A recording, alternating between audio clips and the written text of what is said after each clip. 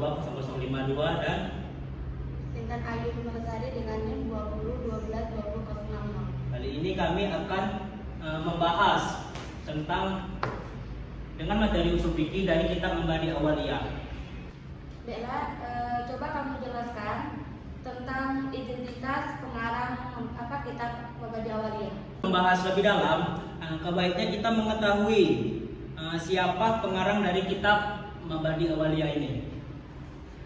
Kitab Mabadi Awaliyah dikarang oleh Syekh Abdul Hamid Hakim, penulis kitab yang lahir pada tahun 1892 di Padang Panjang, Sumatera Barat. Beliau merupakan ulama terkemuka yang mengenyam pendidikan di perguruan tinggi Toalib, Padang Panjang, di bawah bimbingan Syekh Muhammad Jamil, Jambe. Keahliannya dalam usul fikih terlihat jelas dalam karyanya yaitu Mabadi Awaliyah yang akan kita bahas nanti, yang ditulis pada tahun 1927 untuk memudahkan para pelajar memahami prinsip-prinsip dasar hukum Islam. Kitab ini yang juga dikenal sebagai Mabadi Awaliyah merupakan karya penting yang hingga kini masih digunakan sebagai rujukan utama dalam mempelajari usul fikih di Indonesia dan sekitarnya. Selain Mabadi Awaliyah, beliau juga menghasilkan karya-karya yang lain seperti Al-Qawaid Al-Fiqhiyah dan Al-Usul Al-Fiqhiyah. Beliau menunjukkan betapa kontribusinya yang signifikan dalam pengembangan pemahaman ilmu agama Islam. Kitab Mabadi Awaliyah yang ditulis dalam bahasa Arab dengan huruf Arab tulisan tangan ini diterbitkan oleh penerbit Sa'diyah Putra Jakarta pada tanggal 25 Syawal 1345 Hijriah bertepatan dengan 27 April 1927 Masehi.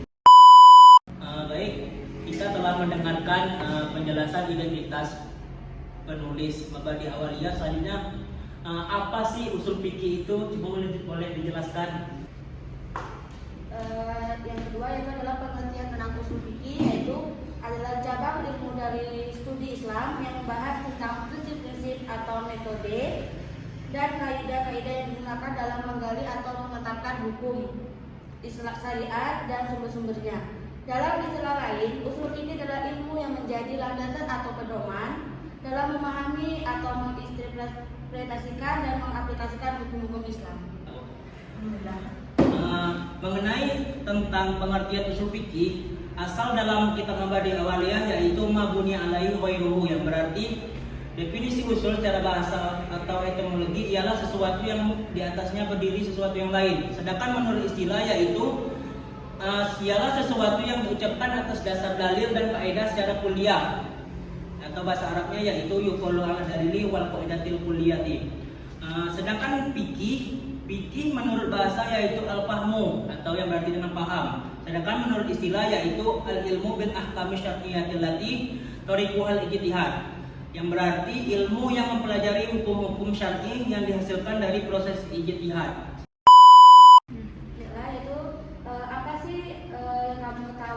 Objek kajian usul fikih, coba kamu jelaskan sedikit. Baik, terima kasih. Sebelum memasuki objek kajian usul fikih, saya sedikit ingin membahas apa sih pengertian usul fikih menurut kitab Mabadi Awaliyah. Menurut kitab Mabadi Awaliyah yang karangan Syekh Abdul Hamid Hakim, usul fikih ialah dalilul fikih ala sabilil ijmali, yang berarti usul fikih ialah dalil-dalil fikih secara global atau ijma. Seperti pendapat ulama bahwa mutlaknya perintah adalah kewajiban, sedangkan mutlaknya larangan adalah haram. Itu yang disebut usul fikih. Baik, kita masuk ke objek kajian usul fikih. Objek kajian usul fikih adalah metodologi dalam menentukan hukum-hukum berdasarkan dari dalil ijmali yang berasal dari syarak dengan mempertimbangkan hakikatnya. Kriterianya dan variasinya. Jumhur ulama sepakat bahwa ilmu usul fikih mempelajari kaidah-kaidah atau metode dalam menetapkan hukum. Kaidah itu biasanya disebut dengan dalil-dalil syarak yang umum atau yang dikenal dengan bahasa Arabnya yaitu al-adillah, al-asy'ariyah, al-kulliyah. Menurut para jumhur ulama, yaitu salah satunya yaitu menurut Imam Al-Ghazali, dikutip dari Arif Furqan bahwa objek kajian usul fikih ini atau yang dikenal dengan al-adillah, al-asy'ariyah, al-kulliyah dapat diperinci menjadi 4 hal utama. Yang pertama yaitu buah ilmu usul fikih atau al-thamrah, meliputi hukum-hukum serta hal lain yang berkaitan dengannya. 2. Pemberi buah atau al-muhtamirah, mencakup dalil-dalil umum seperti Al-Quran, Sunnah, Ijma' dan Qiyas. Yang ketiga yaitu metode pengambilan buah atau yang disebut dengan turuk al-istimar, mencakup metode kebahasan dan metode kemaknaan. Yang keempat, pengambilan buah atau al-mustasmasir, termasuk orang yang memenuhi kriteria sebagai mujtahid. Sedangkan menurut Wahbah Al-Zuhaili, objek usul fikih ialah yang pertama, sumber-sumber yang disepakati seperti Al-Quran, Sunnah, serta yang diperselisihkan seperti istihsan dan istishab. Yang kedua, pembahasan tentang ijtihad mencakup syarat-syarat dan sifat yang dimiliki oleh orang yang melakukan ijtihad. Yang ketiga, menemukan solusi dari dua dalil yang bertentangan secara langsung, baik dengan membandingkan ayat dengan ayat atau hadis dengan hadis. Yang keempat, pembahasan hukum syariah meliputi syarat-syarat dan jenis-jenisnya. Setelah kita mengetahui objek usul fikih, selanjutnya kita perlu mengetahui manfaat dari usul fikih itu. Apa sih manfaat dari usul fikih? Mungkin boleh dijelaskan pada saudara Intan. Baiklah, langsung saja itu manfaat ilmu usul fikih adalah untuk membimbing manusia dalam menangkap atau maksud Tuhan secara benar. Dengan mempelajari kaidah atau teori usul fikih, seorang dapat memahami makna dalam teks Al-Quran dan Sunnah. Dengan menerapkan kaidah-kaidah usul tersebut, seorang akan memahami cara istinbat hukum, hasil istinbat para mujtahid beserta alasannya, memilih mazhab yang akan diikuti, dan sebagainya.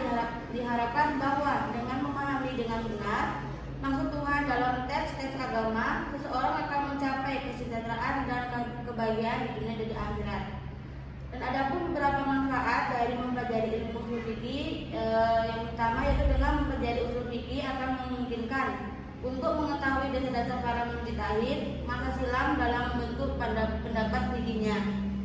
Yang kedua, dengan studi usul fikih seorang akan memperoleh kemampuan untuk memahami ayat-ayat hukum dalam Al-Quran dan hadis, hukum dalam sunnah Rasulullah, kemudian mengistinbatkan hukum dari dua sumber tersebut.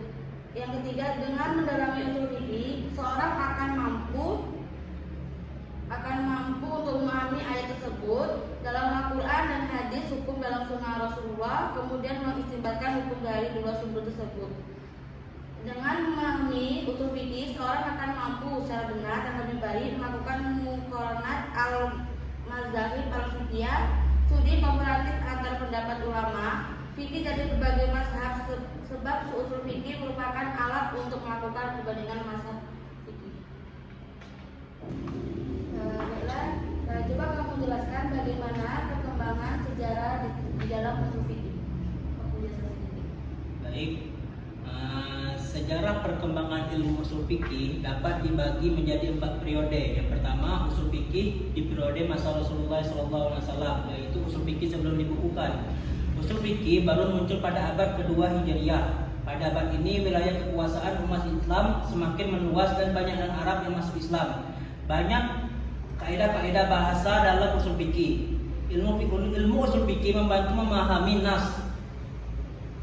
Usul fikih lahir terlebih dahulu sebagai bidang keilmuan sebelum digunakan sebagai metode memecahkan hukum. Mustafa Said Adhim memberikan penjelasan bahwa usul fikih sudah ada sebelum fikih. Alasan tersebut, adanya usul fikih adalah dasar, sementara fikih adalah bangunan yang dibangun atas dasar tersebut. Oleh karena itu jelas bahwa usul fikih berada di atas fikih. Kesimpulannya, usul fikih harus ada sebelum fikih. Penulisan ilmu usul fikih sebagai kaidah-kaidah mahkamah atau penyempurna dalam pengambilan hukum dan dari dalil. Ilmu usul fikih telah diisyaratkan oleh Rasulullah SAW dalam fatwa-fatwa beliau. Di antaranya adalah istidlal atau yang disebut dengan pengambilan dalil dengan menggunakan kias pada perkataan beliau kepada Al-Faruq Umar radhiyallahu anhu ketika ia menanyakan tentang hukum bercium bagi seseorang yang sedang berpuasa tanpa disertai ejakulasi. Selanjutnya itu usul fikih pada masa sahabat. Masa sahabat adalah periode transisi yang ditandai dengan bimbingan dari Rasulullah SAW. Wafatnya Rasulullah SAW, munculnya kasus-kasus baru untuk menuntut sahabat memecahkan hukum dengan kemampuan mereka dengan fasilitas khalifah. Beberapa sahabat dikenal memiliki kelebihan dalam bidang hukum, termasuk Ali bin Abi Thalib, Umar bin Khattab, Abdullah bin Mas'ud, Abdullah bin Abbas, dan Abdullah bin Umar. Karir mereka telah dimulai pada masa Rasulullah SAW, semuanya bersama-sama. Pada zaman sahabat, terdapat beberapa metode baru yang digunakan untuk menyelesaikan masalah hukum. para sahabat telah menggunakan ijma, qiyas dan istihlah atau yang disebut dengan maslahah mursalah ketika hukum suatu masalah tidak tersedia dalam Al-Quran dan As-Sunnah. Yang ketiga yaitu usul fikih pada masa tabi'in. Tabi'in adalah generasi yang muncul setelah sahabat Nabi SAW. Mereka bertemu dengan sahabat dan belajar dari sahabat. Pada masa tabi'in, mode istinbat semakin jelas dan meluas karena wilayah Islam bertambah luas, menyebabkan munculnya banyak masalah-masalah baru. Banyak tabi'in yang dididik oleh para sahabat memilih untuk fokus dalam bidang fatwa dan ijtihad. Selanjutnya itu usul fikih pada masa imam-imam mujtahid. Dalam buku karangan Ramli, Imam Abu Hanifah An-Nu'man, pendiri mazhab Hanafi, menjelaskan dasar-dasar istinbatnya, yaitu berpegang pada kitabullah. Jika tidak ditemukan di dalamnya, ia berpegang pada sunnah Rasulullah SAW. Jika tidak ditemukan di dalamnya, dia akan mengikuti pendapat yang disepakati oleh para sahabat. Jika terjadi perbedaan pendapat, ia akan memilih salah satu pendapat tanpa menyalahi pendapat sahabat. Dalam melakukan ijtihad, Abu Hanafi dikenal banyak menggunakan qiyas dan istihsan.